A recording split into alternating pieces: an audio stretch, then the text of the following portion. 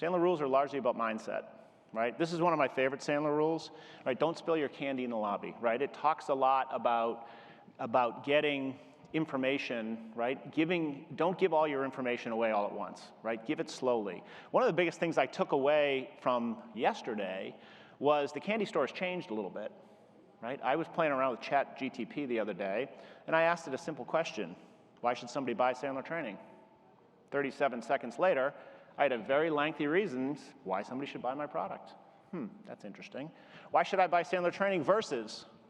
Got another whole list, right? So candy store's changed, right? And some of that is very reflective, in some of this data. So I'm going to share with you some data on a couple of things that supports this. First, this is data from Gong, one of our great partners, and Sales Hacker regarding talk to listen ratio. Who's heard the Sandler 70-30 rule? Okay? It's a good rule, it's good aspiration, but here's the reality. The world's changed a little bit. And I think Jody talked a little bit about this yesterday. People are seeking conversations. They're seeking an exchange of information. And what Sales Hacker has discovered is the ideal ratio is about 43% talk, 57% listen. So it's more conversational. You're still listening more than you're talking, but it's more balanced. What data from Gong has showed us is in the red there, your average reps might be good at asking questions, but they have a tendency to load all their questions up right at the very beginning. That's what that high mark shows you. They're asking a whole bunch of questions right at the beginning. It sounds a little bit like an interrogation, and then they go into show up and throw up mode, and they present for the back half of the call, right? Whereas your top performers, first, you can see there's more spikes in there, which means they're asking more questions, but they're doing it paced out. It's conversational. It's an interaction, right? So it's important to think about, am I having a conversation? Am I preparing for a conversation? Or am I preparing for an interrogation, right? Okay? More data from Gong about the numbers of questions to ask.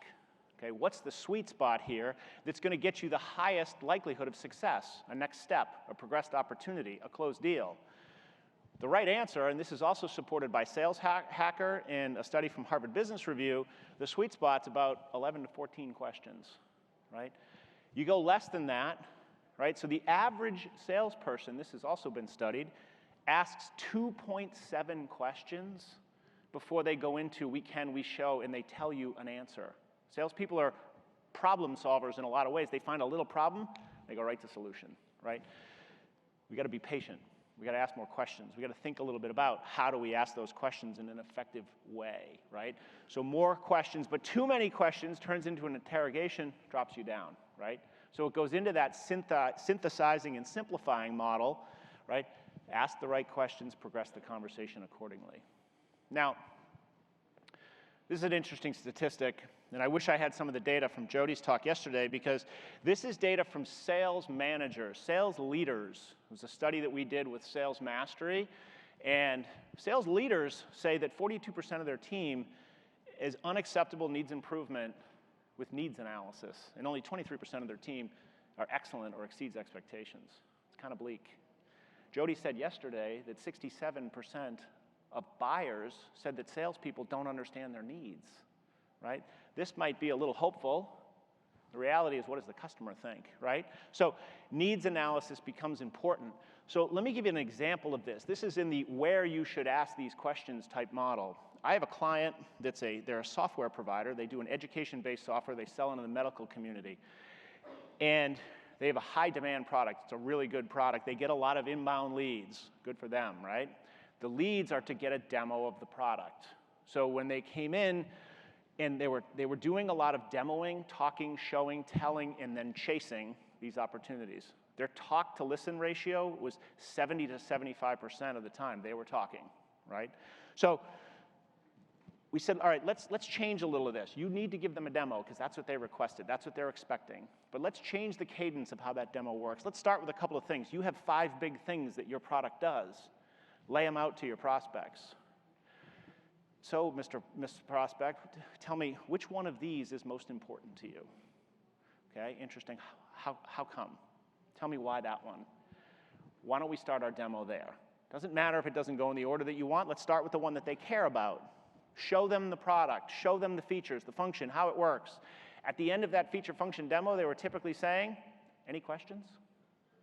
And the answer would be, no, looks good, sounds great. Okay, let's keep going. Change that a little bit to, okay, so what do you think of what I just showed you? How would this help you? What kind of an impact would this have on your ability to do other things if we can implement something like that? So it's important to think about where in your sales process are you going to do your discovery. There's a give and a get. They showed them the demo, but they found out why it's important. They found out what the impact of it is. Two simple questions, one at the beginning, one at the end, that helps quantify some of that, right? So where in your sales process do you kind of need to mix that give and take? Thank you for watching this highlight video from the Sandler Summit. You can join us for the next Sandler Summit in 2024, March 19th and 20th at the Orlando World Center Marriott. Register now at sandler.com/summit.